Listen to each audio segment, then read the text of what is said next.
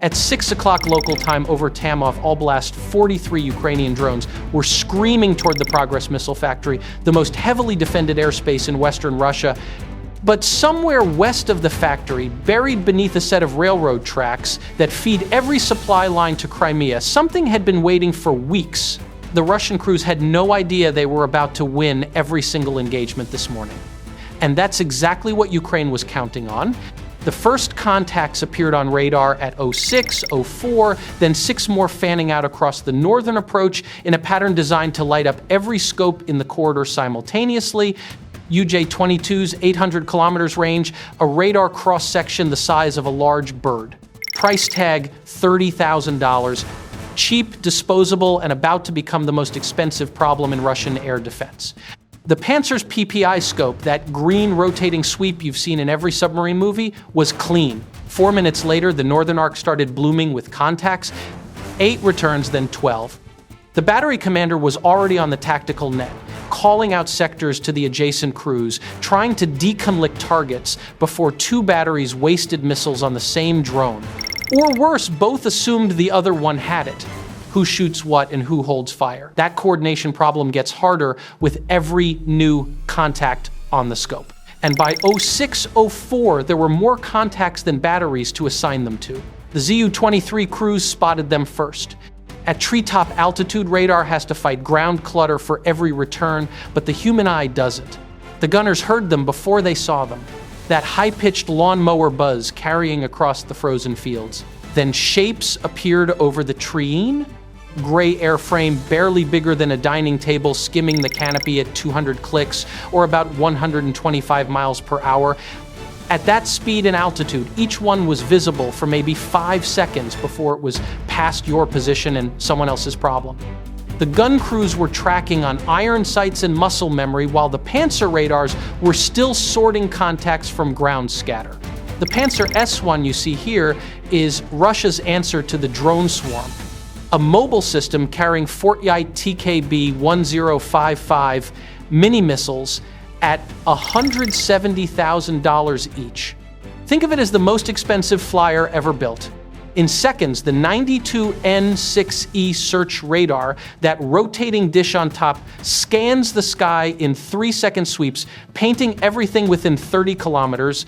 The moment it tags a contact, the system hands it to the 10ES-1E fire control radar, the smaller fixed array underneath, which locks the target with millimeter precision and calculates an intercept solution from first detection to missile launch 14 seconds faster than most people can parallel park, but that's under ideal conditions.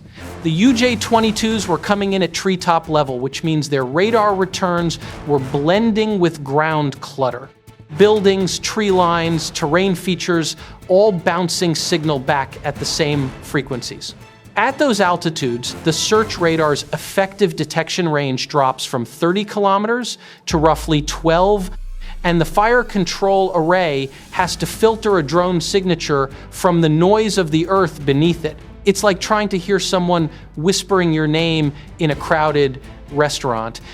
At 0605, the first TKB-1055 left the rail, crossed 3 kilometers of airspace, and turned 30 grand worth of Ukrainian drone into confetti.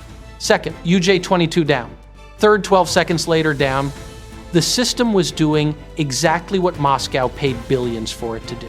The only problem was Russia was spending a Porsche to shoot down a go-kart. And when the math is that lopsided, the side with go-karts doesn't need to win a single engagement. They just need to keep showing up. 48 missiles in the tubes at 6 o'clock 31 by 6:10, 19/6/15. The UJ-22s were arriving from multiple vectors now. North, northeast, northwest, staggering, just far enough apart that each battery had to engage them one at a time. 6 seconds per engagement. Detect, classify, decide fire, then do it again while the magazine counter ticks down like a shot clock. A Pantsir covering the northern sector tracked 2 UJ-22s simultaneously, fired on the closer one. Watched the second glide untouched toward the factory. The battery east had 8 rounds left and 3 contacts of its own. The corridor was hemorrhaging missiles faster than it was taking out drones, and every crew in the network knew it, and they were playing right into Ukraine's trap. 200 kilometers east, a fuel train was scheduled to roll through Kachovka 2 that afternoon. The air defense crews didn't know it, but they weren't just protecting a factory. They were protecting the only thing keeping a phone under those tracks from ringing, and reloading wasn't an option. A Pantsir can't swap magazines in a field the way a soldier swaps a rifle clip. It needs a dedicated Kamage transport loader truck, a crew of 4 and roughly 20 minutes with the system completely offline. Radar dark launch rails exposed the vehicles defenseless. Even if resupply was staged behind them, the moment a crew starts reloading, they're a sitting duck with 65 tons of missile fuel bolted to the chassis. In the middle of an active swarm, going offline for 20 minutes is the same as going offline permanently. As the drone kept coming, one question kept coming up from the Russians: why, unknown to them, the drone doesn't need to survive? It needs to be seen. Its radar cross-section is tuned to sit right in the Pantsir's detection sweet spot, visible enough to trigger an automatic lock, slow enough to guarantee a full engagement cycle. That's not a design flaw. That's the entire point. A stealthier drone might slip through, but it wouldn't drain the magazine on its way. As the Pantsirs fired away, Cu-23 gun trucks scrambled to fill the gaps. Twin autocannons bolted to a flatbed. 800 rounds per minute, effective out to about 2.5 kilometers. The engagement geometry was brutal. A UJ-22 at treetop level, going 200 clicks, gives the gunner maybe a 4-second window. Is about the same as trying to shoot a garbage bag blowing across a highway. One caught a UJ-22 head-on and shredded it. Another burned 40 seconds of sustained fire to clip a wing, barrels glowing cherry red. Those barrels are rated for about 600 rounds before the steel starts warping, and 40 seconds of sustained fire blows past that. In the first 15, after 2 engagements, the gun is either shooting crooked or needs to cool down before it cooks off around in the chamber. By 6/20/12, UJ-22's down. Over $2 million in ordnance spent. Total damage to Ukraine, $360,000. Every engagement was technically perfect. Strategically, it was a catastrophe. Then, at 6:25, new signatures pushed through the UJ-22 screen. Faster, higher, heavier radar returns. A 1196 Ludus, 1,000 kilometers range, 75 kilograms, warhead enough to flatten a factory floor. And here's the detail that turns this from a bad morning into a masterpiece of operational planning. These weren't launched at the same time as the decoys. Ukraine launched the Ludus first hours earlier from airfields deep inside Ukrainian territory. The decoys launched second from staging areas much closer to the border. The decoys had less distance to cover, so despite being slower, they arrived first. The Ludis faster, but with hundreds of extra kilometers to fly, arrived 20 minutes behind them, walking through an empty corridor the decoys had already drained. That kind of synchronization across hundreds of kilometers of airspace doesn't happen by accident. Someone with a college degree worked out exactly how many UJ-22s it would take to exhaust the Pantsirs, added a margin, and built the entire operation around a magazine counter hitting 0 at the right moment. 15 kilometers out, the first Ludi was closing at 190 knots. 12 kilometers a second appeared on the scope, hugging terrain from the southwest. 10 kilometers, a third, the Pantsir crew saw them coming and did the math nobody trains you for. One crew tracked a loot for 6 seconds without firing. 3 missiles left, another Ludi right behind it. A third closing from the southwest. They let the first one through. Watch 75 kilograms of high explosives sail toward the factory with nothing between it and the target except air. They let it go because the alternative was worse. Fire the last 3 missiles and sit empty while the rest of the morning happened around them. Down the corridor, another crew faced the same equation. 2 missiles, 3 contacts. They fired once connected. The second loop desailed past. The third didn't even get tracked. Every battery was making the same impossible choice. Shoot and go dry, or hold and watch a warhead fly past your position toward the thing you're supposed to protect. Then at 6:35, a Ludi pushing toward the factory, GPS locked course steady, started drifting. Not battle damage, not a malfunction. The coordinates on its flight computer sliding sideways 3 degrees off. Then 10, another loot, different vector, same drift. A third stopped responding to its flight plan entirely and drove itself into a plowed field at 200 kilometers per hour. No rounds fired, no intercepts, no sound at all. Just contacts drifting off the scopes and vanishing one by one. Something was out there that didn't use ammunition, didn't generate a radar signature, and had been running since before the first UJ-22 ever crossed the border. The R-330 Zeitel you see here doesn't look like much. A Ural truck with a trailer full of antennas parked near the factory since before dawn. No missiles, guns, or moving parts visible from the outside.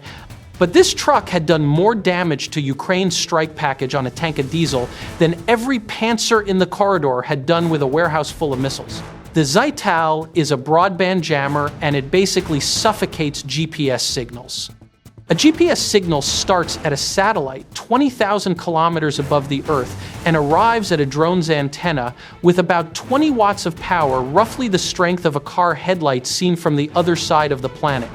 That signal is carrying the timing data the drone needs to calculate its exact position, and it has to arrive clean with nanosecond precision, or the math falls apart. The Zeitel doesn't try to decode that signal or outsmart it. It just shouts over it, flooding everything from 100 megahertz to 2 gigahertz with broadband static across a 30-kilometer radius.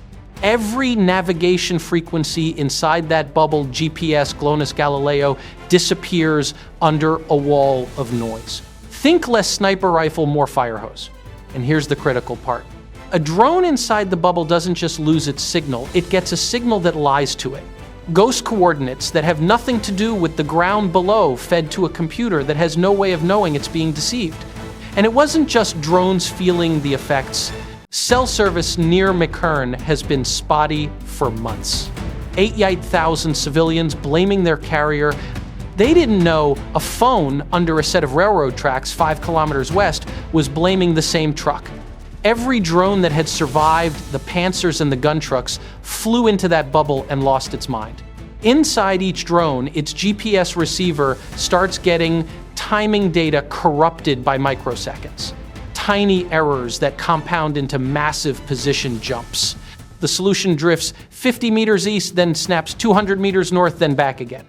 The autopilot chases each phantom waypoint, correcting and overcorrecting, and every adjustment takes it further from the real flight path. The drone doesn't know it's lost.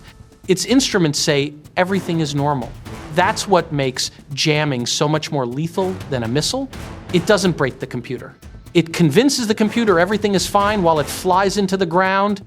Aludi, the heavy hitter Ukraine, spent the entire morning protecting drifted 11 degrees off course, corrected toward a coordinate that didn't exist, and plowed into a tree line 6 kilometers from anything worth hitting. A $4 million strike drone turned to scrap by a truck burning 40 liters of diesel fuel an hour. Inside the Zeitel, the operators had been watching the jamming dome work flawlessly for 50 minutes. Every contact that entered the bubble drifted every single one. The system was performing exactly as designed. But at 6:45, specific Ludis held course. No drift, no deviation. The Zeitel was screaming across every frequency. And these drones weren't flinching because they weren't listening. On the Zeitel's monitoring equipment, the operators could see their jamming broadcasting at full power. The drones just weren't responding. Contacts holding steady, heading west, straight at them. Something they'd never seen before was inbound, and they had no weapon to answer it with. On board each sat a Skynode S flight computer, and this is where the entire Russian defensive concept breaks down. Most drones navigate the way you use Google Maps. Follow GPS coordinates turn by turn. No thinking required. Get out of the signal, the drone is lost. The Skynode doesn't work that way. It navigates by camera, matching the ground below to satellite imagery in real time, reading roads and rivers and tree lines, the way a bush pilot reads landmarks through the cockpit window. Before launch, the drone's memory is loaded with a strip map of satellite photos along its entire flight path. In flight, the downward-facing camera compares what it sees to what it expects to see, calculating position from visual features with no external signal required. inertial measurement units, backing it up underneath gyroscopes and accelerometers, dead reckoning off the drone's own momentum, corrected by the camera every few seconds. You can't jam a camera. You can't drown out a gyroscope. These drones flew 30 kilometers of broadband, jamming the way a deaf man walks through a rock concert. The entire Russian electronic warfare doctrine is built on the assumption that drones need satellites to see.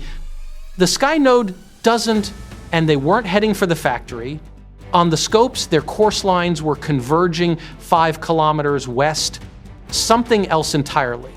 8 kilometers out, the nearest panner was dry. Nothing left in the tubes. The gun trucks were 10 clicks east, 8 minutes from a flight that would be over in 90 seconds. 6 kilometers, 5, a single contact holding perfect course through 30 kilometers of noise. No drifting, no deviating. The Zeidel operators just watched 30 drones get lost inside their jamming bubble. These drones flew right through it like it was free Wi-Fi, 3 kilometers. The Zeidel had been broadcasting its position across the electromagnetic spectrum for 55 minutes. Ukraine had the coordinates loaded before the drones ever launched. The operatives who buried that phone had done their part weeks ago. Now, the only thing between them and a completed circuit was a truck with an antenna. 2 kilometers, the Skynode's cameras locked the truck chassis exact match to reference imagery. At this range, the flight computer transitioned from terrain matching to target recognition. The camera stopped comparing landscape features and started searching for a specific shape. The truck, the trailer, the antenna arrays, one-tune match against imagery loaded before takeoff. The most defensive air defense asset in the Tambul corridor had 30 kilometers of range and 0 weapons to shoot back with. 75 kilograms of warhead, 4 seconds out. At 6:50, the Zatal came apart, 75 kilograms into the Ural chassis and the trailer behind it, antenna arrays folding into the blast, and 30 kilometers of broadband jamming dropped across every frequency. Not gradually all at once, like flipping a switch. GPS, snap clean, GONUS locked on. Navigation lines across the corridor straightened like compass needles swinging north. The factory now stood wide open, Pantsir spent jamming gone. A follow-up wave would have hit unopposed. The easiest strike of the entire war, but the drones didn't come. The Russians sat there in their vehicles and guns for what seemed like an eternity. Where were the Ukrainians going? The surviving drones had just flown right past the factory. After kicking rocks for 30 minutes, they decided to stand down, giddy that they had thought they had won. But they had really played right into Ukraine's hand. They wouldn't be smiling by the end of the day. Because somewhere under a set of railroad tracks, a phone had just found its first bar of service in months, and a fuel train was now on its way. At 15:30 that afternoon, a fuel train rolled into Kuchtov-Katu, the classification yard, 5 kilometers west of the factory, where Moscow-Verona's Rostov mainline narrows into a single choke point. Everything feeding Crimea and the southern front squeezes through this yard. When it stops, 3 frontline divisions stop eating 16 tank cars, 11 gasoline, 5 compressed gas. Buried in the ballast beneath the rails sat a device that had been there for weeks. A cell phone wired to a detonator, invisible from the surface, waiting for one thing: a single bar of service. One successful connection to the nearest cell tower. That's all a phone-triggered IED needs. Not a call that has to be answered, just a signal strong enough to complete a handshake. For months, it couldn't get one. Cell service near McKern had been terrible since the Zeidel set up shop. Calls, dropping texts, stuck in outboxes, the kind of thing 8,000 people blamed their carrier and forgot about. But it was never a carrier problem. The Zito's jamming doesn't read uniforms. That wall of noise from 100 megahertz to 2 gigahertz buries everything. GPS, GLONASS, and every cellular band, a phone needs to reach a tower. GSM 900, GSM 1800 LTE, it all goes down inside the bubble, including a phone under a set of railroad tracks at the Kochev-Katu. At 6:50 that morning, the Zeidel became a bonfire and the bubble popped. It wasn't just GPS that came back. Every cellular band across 30 kilometers opened for the first time in months. At 1534, someone placed a call. The rail cracked beneath the fourth car, and the train started folding. Cars leaving tracks in sequence, couplers wrenching apart. The whole consists jackknifing at 60 kilometers per hour. Tank walls ruptured on impact. 11 cars of gasoline found open air. The fireball climbed 1,000 feet over McCarran. Smoke rolling across the countryside for kilometers. Heat so intense it pushed firefighters back from the perimeter before containment was ever possible. The single-track choke point feeding Crimea and the southern front shut down, and the supply line for 3 frontline divisions stopped moving. The entire operation, 43 drones, 58 minutes, millions of dollars, all of it was to get that 1 bar of cell service to a device under a rail line. If you like this video, then we think you'll love this one of Ukraine blowing up a dam. Bye for now.